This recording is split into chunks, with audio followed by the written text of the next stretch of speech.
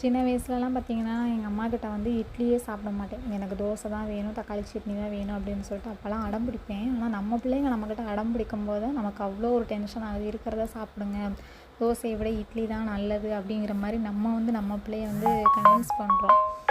ஆனால் நம்ம சின்ன பிள்ளையில இன்க்ளூடிங் நான் சொல்லலாங்க. நான் வந்து சின்ன பிள்ளையில பார்த்திங்கன்னா இட்லியே சாப்பிட மாட்டேன். ஆனால் இப்போ வந்து பார்த்திங்கன்னா இட்லிலாம் சாப்பிட்டு பழகிட்டேன். இட்லி அப்படின்னாவே தக்காளி சட்னி இருந்தால் போதும், சட்னி தக்காளி சட்னி இருந்தால் போதும். அது இட்லியாக இருந்தாலும் சரி, தோசையாக இருந்தாலும் சரி. அதுவும் இப்போ ஆஃப்டர் மேரேஜுக்கு அப்புறம் பிடிக்காதது அப்படின்னா எதுவுமே கிடையாது.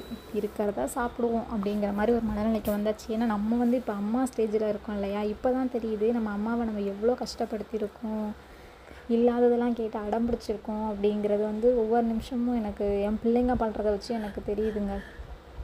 இப்போ அம்மா வந்து எவ்வளோ கஷ்டப்பட்டுருப்பாங்க நமக்கு. ஆனால் எங்கள் அம்மா வந்து கேட்ட உடனே எங்களுக்கு இல்லைன்னு சொல்ல மாட்டாங்க. எதுவாக இருந்தாலும் உடனே பண்ணி கொடுத்துருவாங்க.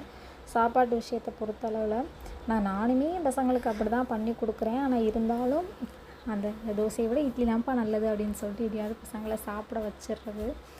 நைட்டுக்கு வந்து பார்த்திங்கன்னா இட்லியும் தொட்டுக்க தக்காளி சட்னியும் தான் பண்ணேன்.